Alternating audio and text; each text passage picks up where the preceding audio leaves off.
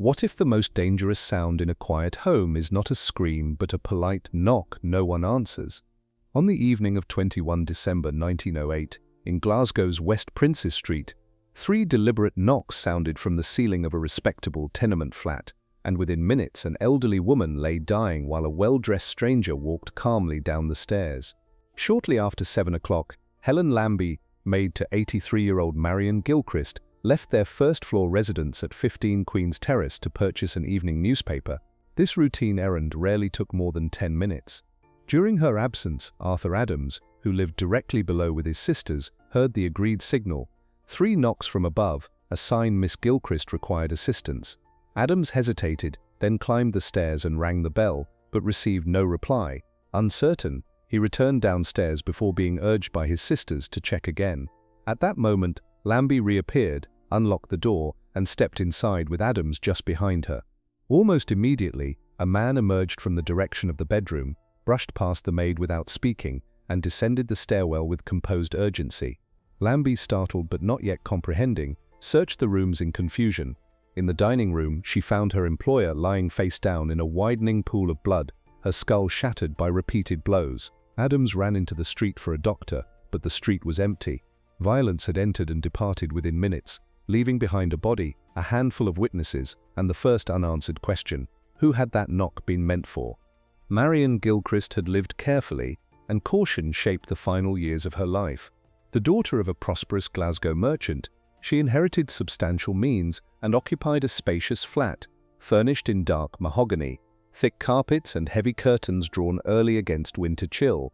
Though financially secure, she was known to be anxious about her safety, particularly regarding her jewellery, some £3,000 worth, which she kept discreetly in wardrobes and boxes.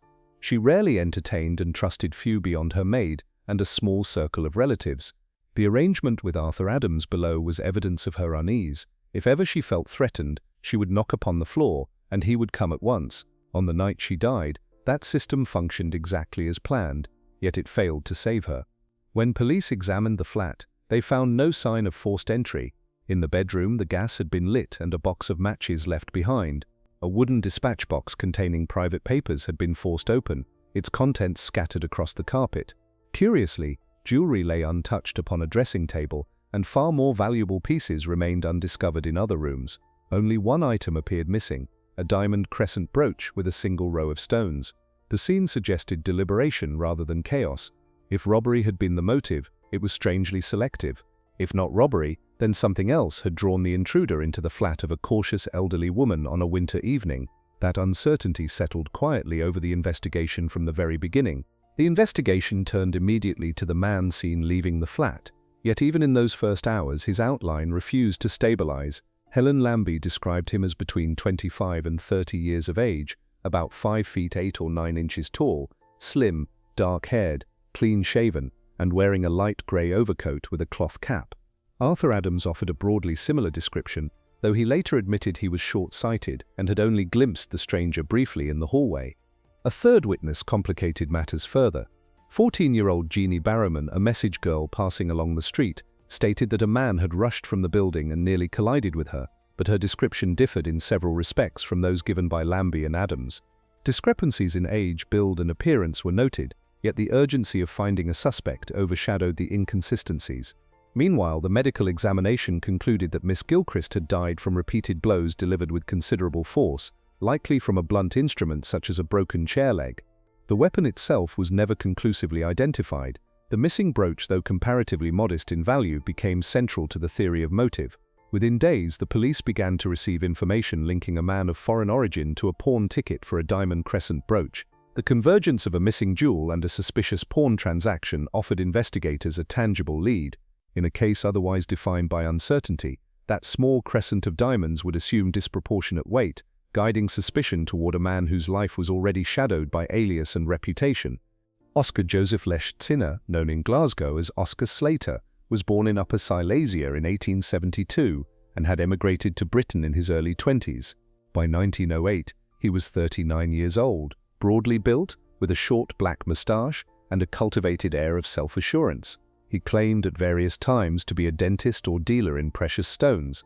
yet his income derived largely from gambling and informal betting circles. Moving between London, Edinburgh and Glasgow, he operated under several aliases, including Anderson and Slater, adapting his identity with apparent ease. He resided in St. George's Road with a Frenchwoman, André Antoine, and maintained the outward appearance of a respectable man of business. His lifestyle attracted police attention, but had not resulted in a serious conviction. To many within respectable society, however, he represented something unsettling, foreign, Jewish, evasive in occupation, socially ambiguous. When word reached the police that a German Jew named Oscar had attempted to sell a pawn ticket for a diamond crescent brooch, the coincidence seemed too strong to ignore. Slater and Antoine had departed Glasgow on 26 December aboard the Lusitania, bound for New York under assumed names. Flight, in the public imagination, implied guilt. Yet records later showed the voyage had been arranged before the murder. At the time, nuance mattered little. Slater's proximity to the scene, his aliases, and his departure from the country formed a narrative that aligned conveniently with the need for a suspect. The investigation began to narrow, not around conclusive evidence, but around a man whose character could be portrayed as suspicious. The brooch that anchored suspicion against Slater did not in fact match the one stolen from Marian Gilchrist. Police inquiries quickly revealed that the pawned crescent brooch had been in continuous pledge since 18 November, 5 weeks before the murder. Moreover, it contained 3 rows of diamonds, whereas Miss Gilchrist's missing brooch had only 1. The discrepancy was clear and documented. Despite this, a reward of £200 was offered, and a warrant for Slater's arrest was issued. The distinction between the two pieces was not widely emphasized in press reports. Instead, newspapers focused on the image of a foreign gambler fleeing Scotland days after a brutal killing. Information was cabled to New York authorities requesting his arrest and extradition. The narrative gained momentum independent of its weakest link. To the public, the existence of any pawned diamond crescent appeared incriminating. Within the police, doubts about the brooch did not halt proceedings. Rather, they became secondary to the broader suspicions surrounding Slater's movements and character. Investigative energy concentrated on securing his return to Scotland. In retrospect, the moment when the brooch failed to match might have redirected the case. Instead, it became absorbed into a growing presumption. Once the machinery of accusation had begun to turn, it proved difficult to slow, even in the face of contradiction. The missing jewel remained central, though its evidentiary value had quietly dissolved. When the Lusitania reached New York on 2 January 1909, Oscar Slater was arrested upon disembarkation and held pending extradition. Detective Inspector Piper traveled from Scotland, accompanied by Lambie, Adams and Barrowman, to conduct identification procedures. Before the formal lineup, however, Lambie and Barrowman were permitted to see Slater, an irregularity that would later attract criticism. At the identification parade, both women selected him as the man seen leaving the flat. Adams remained uncertain, stating only that Slater resembled the stranger he had glimpsed. Advised that extradition might fail, Slater nevertheless chose to return voluntarily to Scotland to face trial, reportedly expressing confidence that he could clear his name. His decision, though rational if innocent, was interpreted by some as calculated bravado. Newspapers on both sides of the Atlantic reported his return with dramatic emphasis, reproducing his photograph and detailing his background. By the time he arrived back in Glasgow, public opinion had begun to solidify.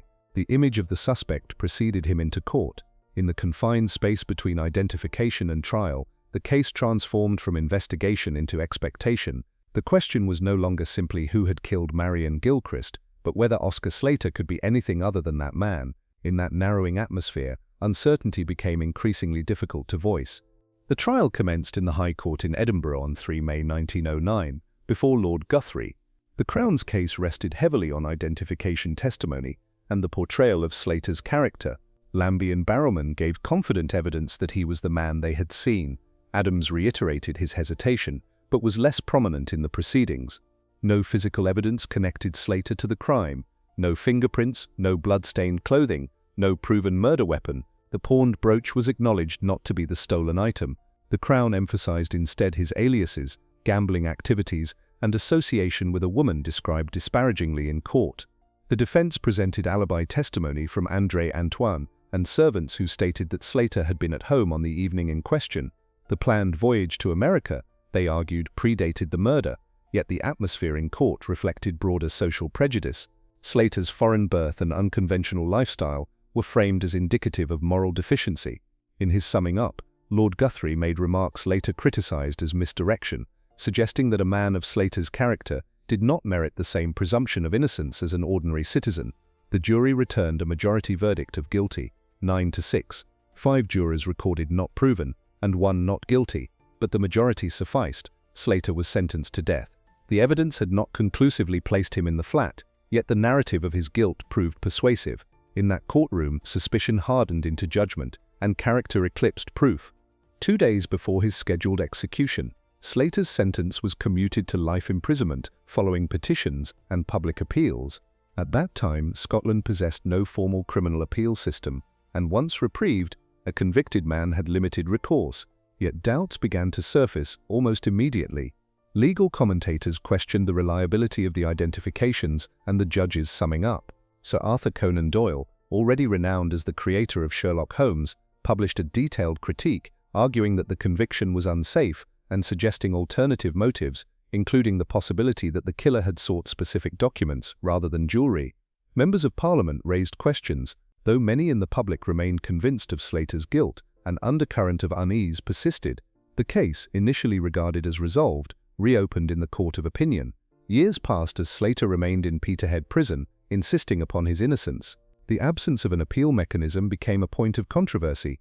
The law had spoken, yet the finality of its voice felt premature. The murder of Marian Gilchrist receded into the background, overshadowed by debate about whether justice had been served. Doubt, once introduced, proved more enduring than certainty. Among those troubled by the conviction was Detective Lieutenant John Thompson Trench, a respected officer not originally assigned to the case. Trench became aware of a statement allegedly made by Helen Lambie on the night of the murder to a relative of Miss Gilchrist, in which she expressed belief that the killer might have been a man identified by the initials AB. This information had not been presented at trial. Convinced that material evidence had been withheld or overlooked, Trench communicated his concerns to a solicitor. In 1914, a private inquiry was ordered, yet it ultimately upheld the conviction. For disclosing internal information, Trench was dismissed from the police force, a severe professional penalty. He maintained his position until he died in 1919, never seeing the case resolved. His intervention did not immediately free Slater, but it sustained the narrative that something fundamental had gone wrong. The existence of an alternative suspect, even unnamed publicly, complicated the original investigation's certainty. Whether Lambie had indeed identified another man remains debated, but the suppression or marginalization of such testimony cast a lasting shadow. Trench's dismissal illustrated the institutional resistance to revisiting concluded judgments.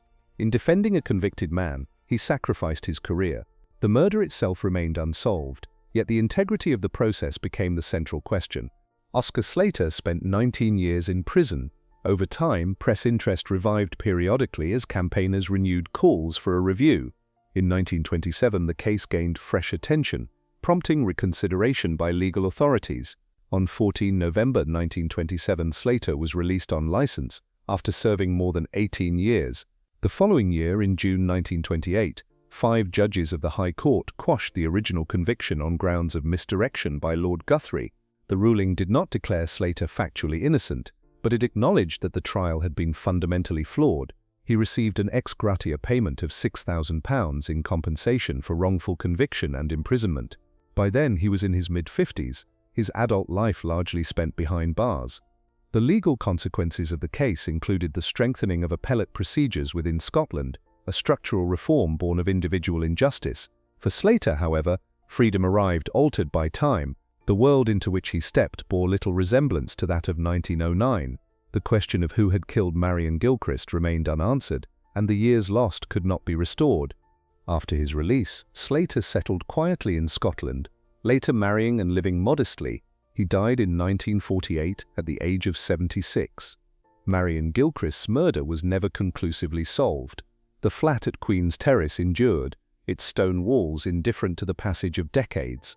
In retrospect, the case stands less as a mystery of a single violent act, and more as a study in how suspicion can crystallize around a convenient figure. The missing brooch that did not match, the identification conducted after improper exposure, the uncalled witnesses, and the judicial summing up that blurred presumption of innocence all contributed to a conviction, later deemed unsafe. Yet the identity of the true killer remains obscured. Did Marian Gilchrist admit someone she recognized? Was the motive robbery, documents, or something more personal? Those questions persist without resolution. What remains certain is that the pursuit of certainty itself reshaped Scottish criminal law, leading to the establishment of a more robust system of appeal. A woman died in her own dining room. A man lost 19 years to imprisonment. Between those facts lies a silence that no verdict has fully explained, and in that silence the unanswered knock still echoes.